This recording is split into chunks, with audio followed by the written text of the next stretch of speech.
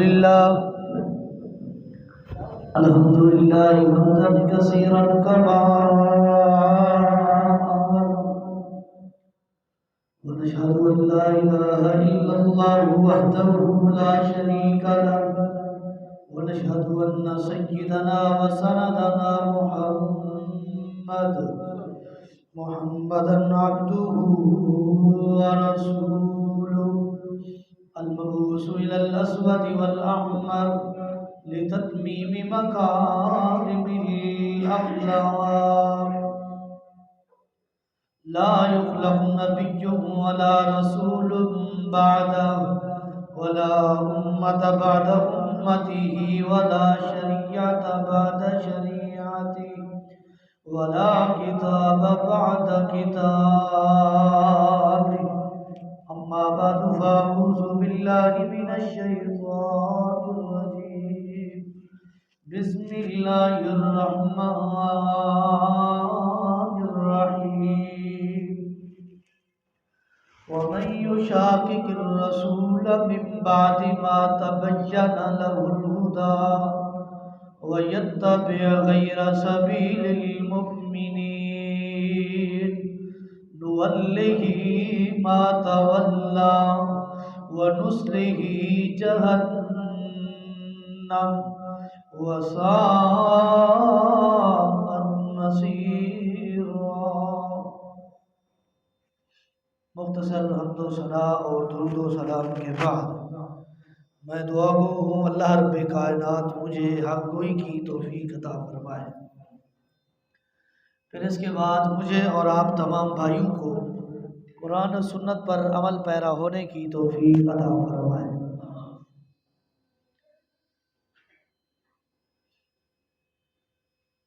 آج کے اس عظیم الشان خطبہ جمعہ میں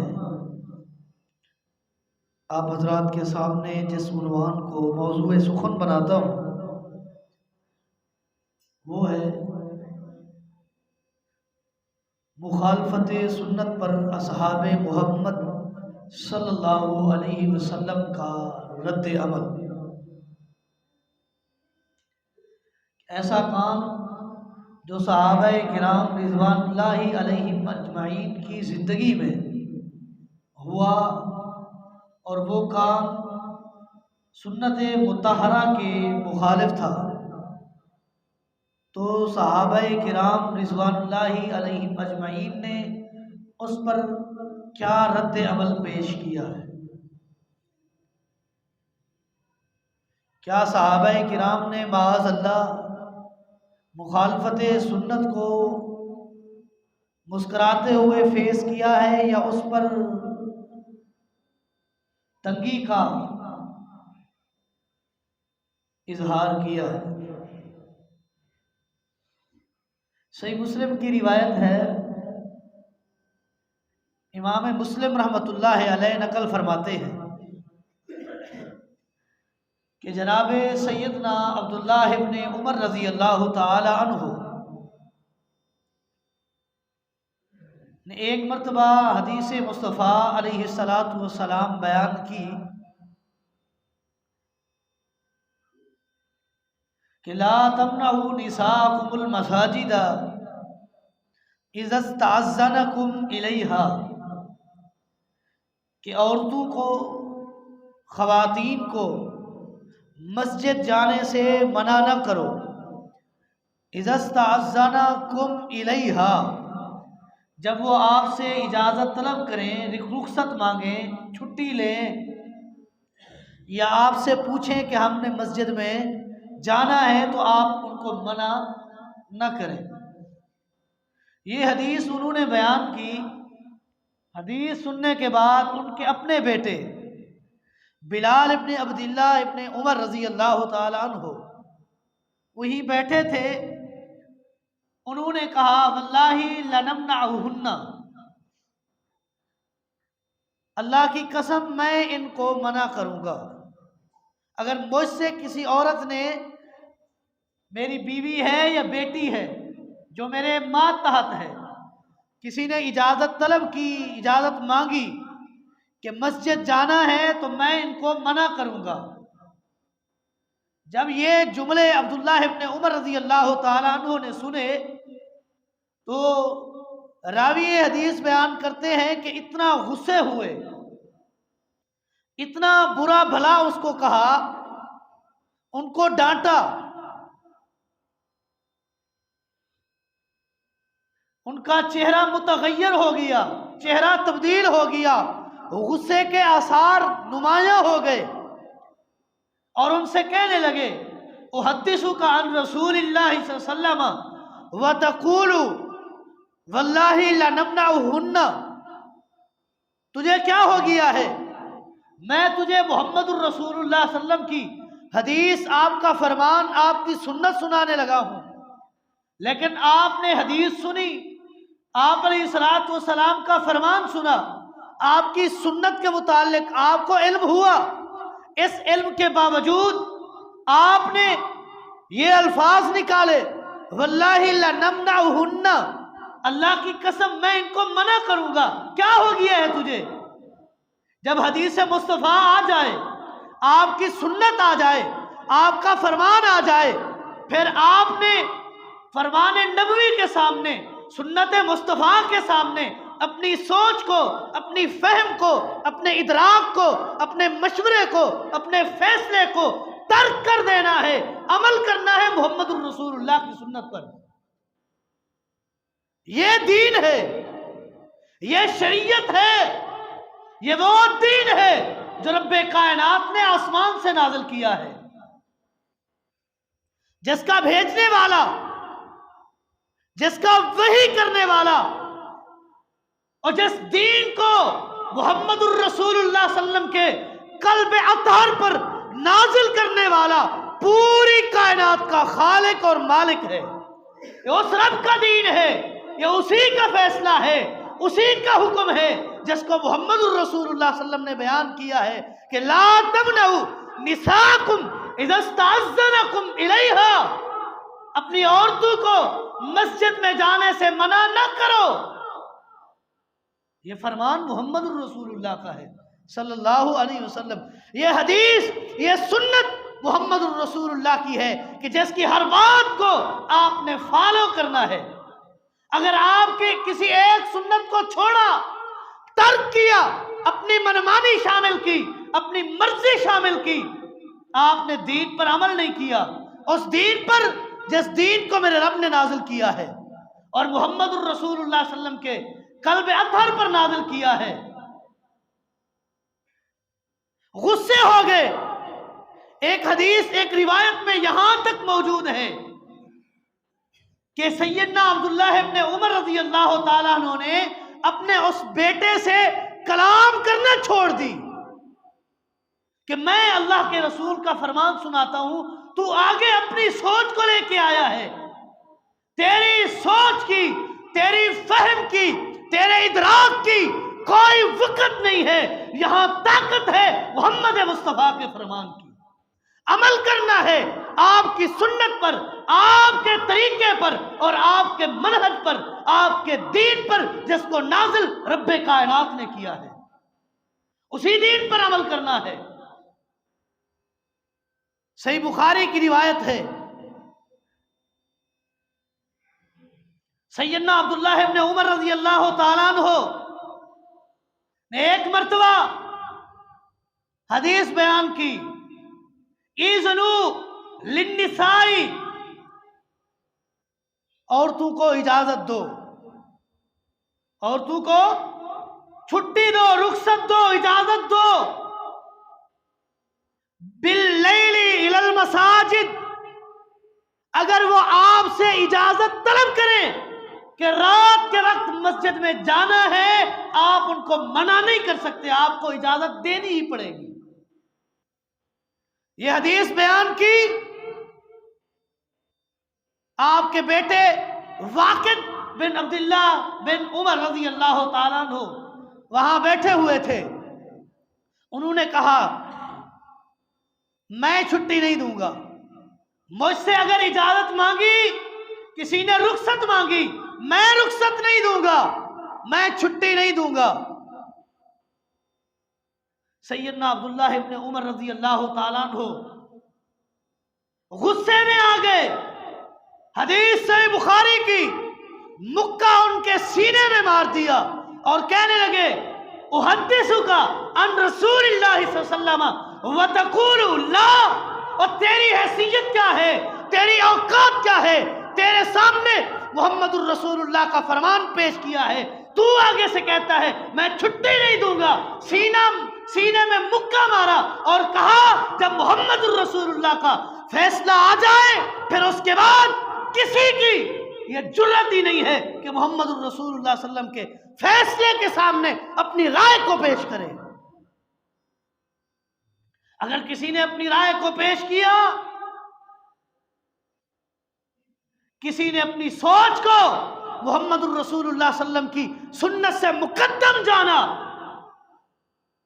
اللہ رب کائنات فرماتے ہیں لا یا ایھا الذین آمنوا لا تقدموا بین یدی اللہ ورسولہ واتقوا اللہ، اللہ اور اس کے رسول کے فیصلے سے مقدم اپنی کسی رائے کو نہیں لے آنا، اگر لے آؤ گے تمہارے اعمال تباہ و برباد ہو جائیں گے اور تمہیں پتہ ہی نہیں چلے گا، علم میں بھی نہیں ہوگا، آپ سوچے بھی نہیں، آپ کی سوچ وہاں تک جائے گی بھی نہیں کہ نیکیاں تو کی تھی، قیامت کے دن وہ نیکیاں اس کے سامنے نہیں ہوں گی، پھر پتہ چلے گا کہ محمد الرسول اللہ کی سنت اور آپ کی حدیث کی مخالفت کی، اسی مخالفت نے آج نیکیاں اعمال صالحہ کو تباہ و برباد کر کے رکھ دیا ہے۔ اور حوض کوثر پر محمد الرسول اللہ صلی اللہ علیہ وسلم کے سامنے دیوار حائل ہو جائے گی، روک دیا جائے گا، نمازیں پڑھی ہوں گی، حج ادا کیے ہوں گے، عمرے کیے ہوں گے، صدقات و خیرات کیے ہوں گے، ہر ایک کار خیر کو کیا ہوگا، لیکن اس کے ساتھ ساتھ محمد الرسول اللہ کی سنت کا مذاق بھی اڑایا ہوگا، اس کی مخالفت بھی کی ہوگی۔ ان نیکیوں کو رب کائنات تیرے لیے نجات کا ذریعہ نہیں بنائیں گے، بلکہ یہی تیری نیکیاں تیرے لیے وبال جان بنے گی اور تجھے یہی نیکیاں جہنم میں لے جائیں گی۔ وجہ محمد الرسول اللہ صلی اللہ علیہ وسلم کی سنت سے اعراض، منہ موڑنا اور مخالفت کرنا ہے۔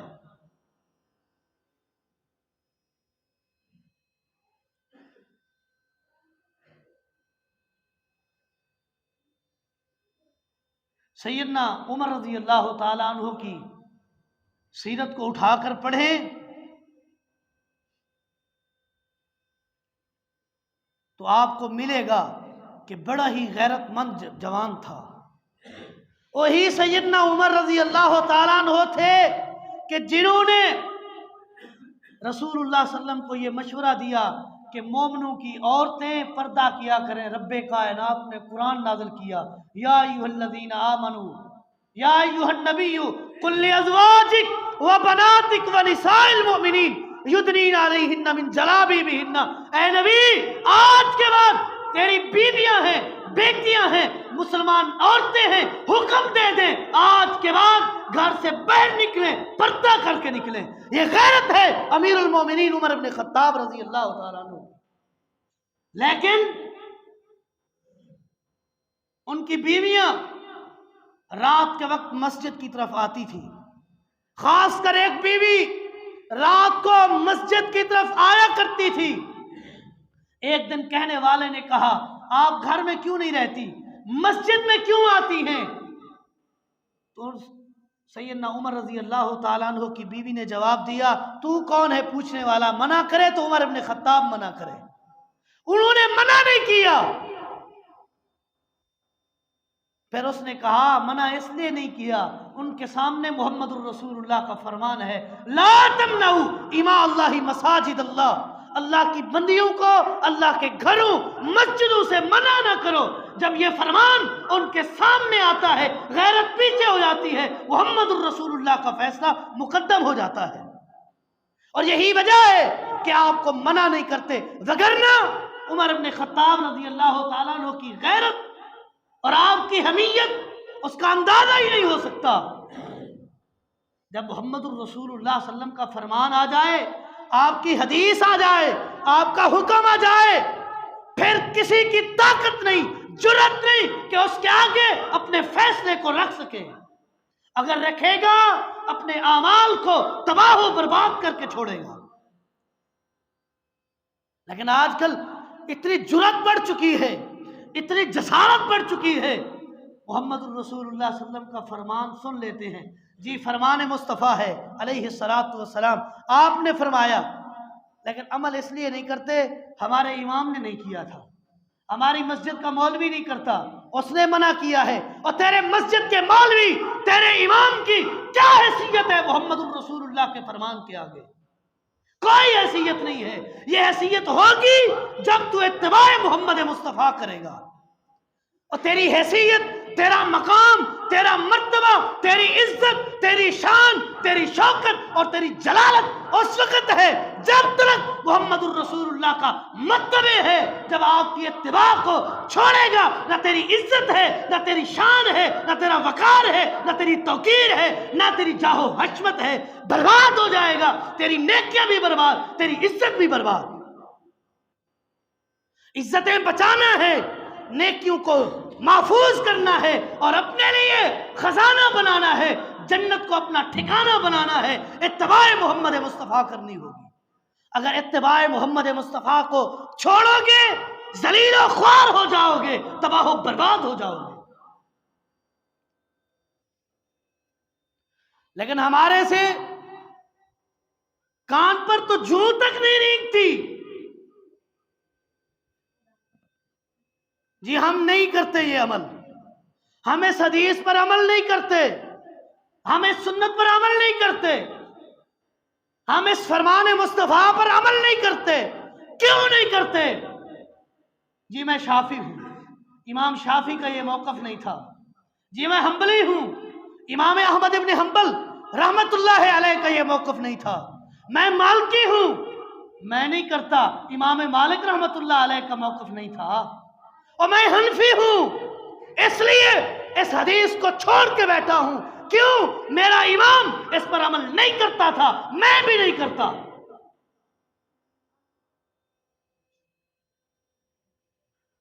इत्तिबा का रब ने हुक्म दिया है तो मोहम्मद रसूलुल्लाह की इत्तिबा का हुक्म दिया है।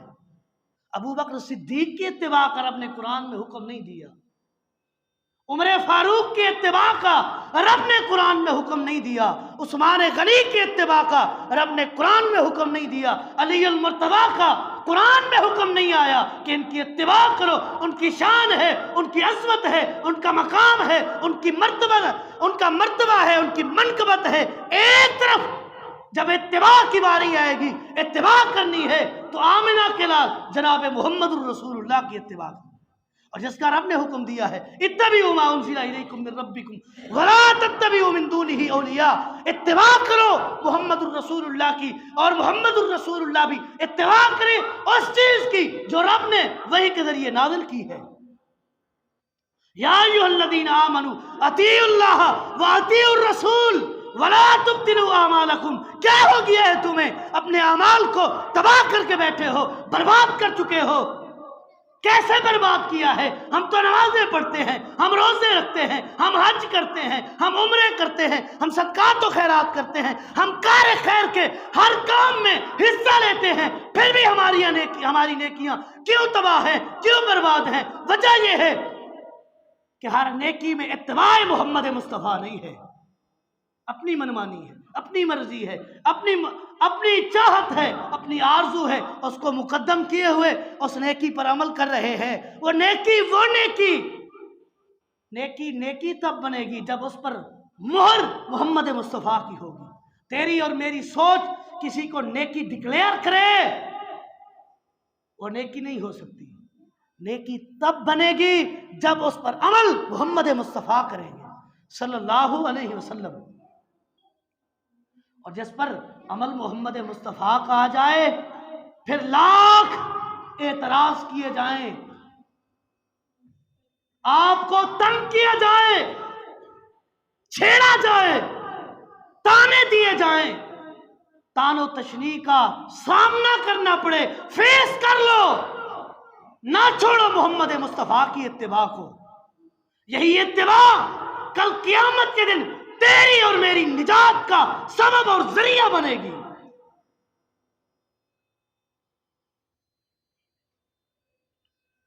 اتباع محمد الرسول اللہ صلی اللہ علیہ وسلم کی، آپ کی سنت کا مقام یہ ہے۔ امام مالک رحمۃ اللہ علیہ نے فرمایا تھا السنت کسفینۃ نوح علیہ السلام، محمد الرسول اللہ صلی اللہ علیہ وسلم کی سنت کا مقام یہ ہے جس طرح مقام نوح علیہ السلام کی کشتی کا تھا۔ آپ خود سمجھے، جو لوگ کشتی میں سوار ہوئے وہی اس عذاب سے نجات پا گئے، اور جس نے یہ سمجھا کہ جودی پہاڑ پہ چڑھ جاؤں گا، سگا بیٹا تھا نوح علیہ السلام کا، رب کا قرآن کہتا ہے عذاب سب سے پہلے جودی پہاڑ پہ پہنچا اور نوح علیہ السلام کے بیٹے کنان کو عذاب نے اپنی لپیٹ میں لے لیا، اور جس کو دیکھ کر پدری محبت میں ہلچل مچی، اور فوراً اللہ سے التجا کیا، اللہ تیرا وعدہ ہے تیری اہل میں سے کسی کو برباد نہیں کروں گا، یہ تو میرا بیٹا ہے، یہ تو میرا بیٹا ہے۔ رب نے فوراً حکم نازل کیا، اے نوح یہ تیرا خون تو ہے، تیرا نطفہ تو ہے، لیکن تیری آل میں سے نہیں ہے، تیری آل میں سے وہ ہے جو تیری سنت کی اتباع کرے گا۔ اور آئندہ کے بعد آگے رب نے تنبیہ کی، اے نوح آج کے بعد دوبارہ اپنے بیٹے کے لیے دعا کی، نبوت چھین لوں گا۔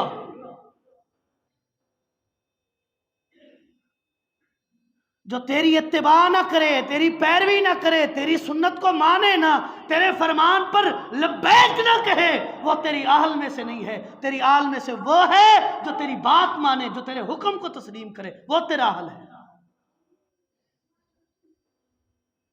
تو امام مالک فرماتے ہیں السنت کسفینۃ نوح علیہ السلام، محمد الرسول اللہ صلی اللہ علیہ وسلم کی سنت کا مقام اس طرح ہے جس طرح نوح علیہ السلام کی کشتی کا مقام ہے۔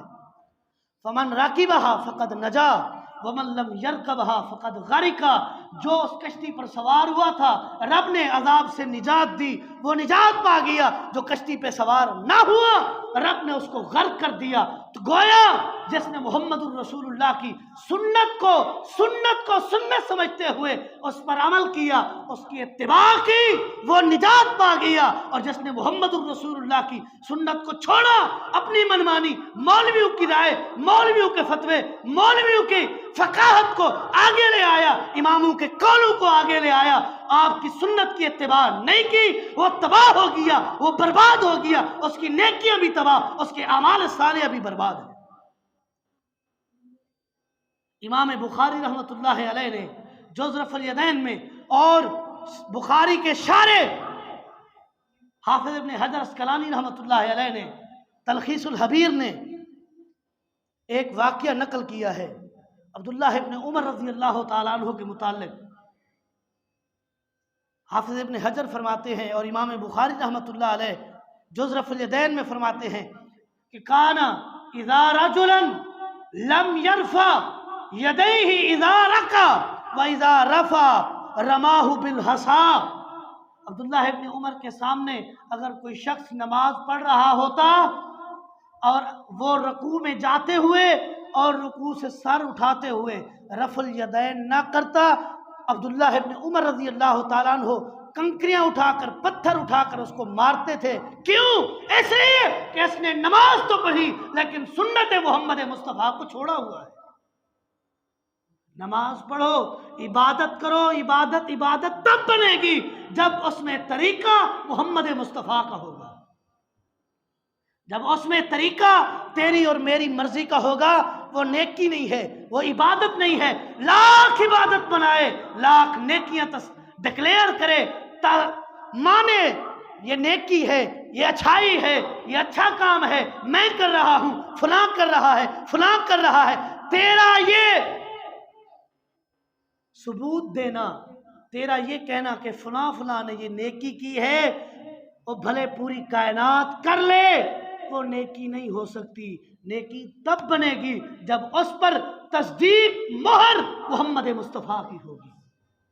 اگر نہیں ہوگی تو رب فرماتا ہے وَمَن يُشَاقِقِ الرَّسُولَ مِن بَعْدِ مَا تَبَيَّنَ لَهُ الْهُدَىٰ وَيَتَّبِعْ غَيْرَ سَبِيلِ الْمُؤْمِنِينَ نُوَلِّهِ مَا تَوَلَّىٰ وَنُصْلِهِ جَهَنَّمَ وَسَاءَتْ مَصِيرًا۔ جس نے محمد رسول اللہ کی مخالفت کی، رب فرماتے ہیں میں اس کو راہ راست سے، ہدایت سے، صراط مستقیم سے ہٹا کر پھیر دیتا ہوں، پھر وہ جہاں چاہے اسی راستے پہ لگا دیتا ہوں، اس کو راہ ہدایت نہیں ملتی۔